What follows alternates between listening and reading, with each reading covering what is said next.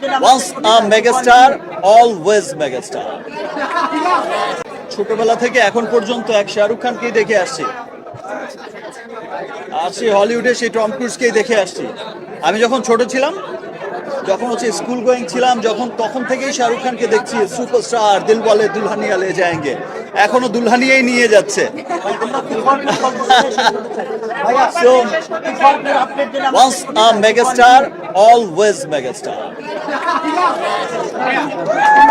প্রতিনিয়ত আমি আমাকে ভাঙার চেষ্টা করছি। আপনারা সবাই দেখছেন যে আমার একটা সিনেমার সাথে আরেকটা সিনেমার কোনো মিল খুঁজে পাওয়া যায় না। আমি সবসময় নিজেকে ভাঙার চেষ্টা করছি।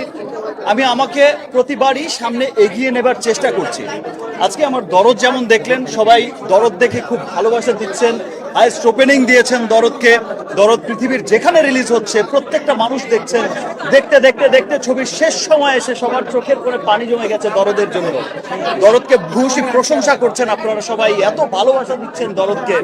ইনশাল্লাহ আমার নেক্সট সিনেমাগুলো দেখবেন যে আরো অন্যান্য ডিফারেন্ট সিনেমা হবে এবং সেই সিনেমাগুলো আপনাদের অনেক ভালো লাগবে। এই যে দেশ বিদেশে রিলিজের প্রথম দিনই যে সবাই এই এতটুকু বিশ্বাস করে, যে আমাকে বিশ্বাস করে ছবিটা দেখতে যায়, এটা আসলে আমার কর্তব্য।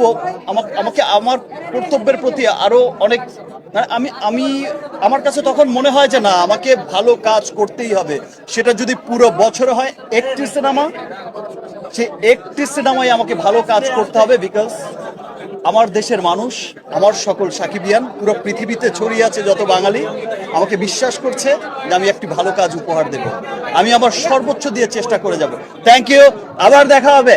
Thank you everyone.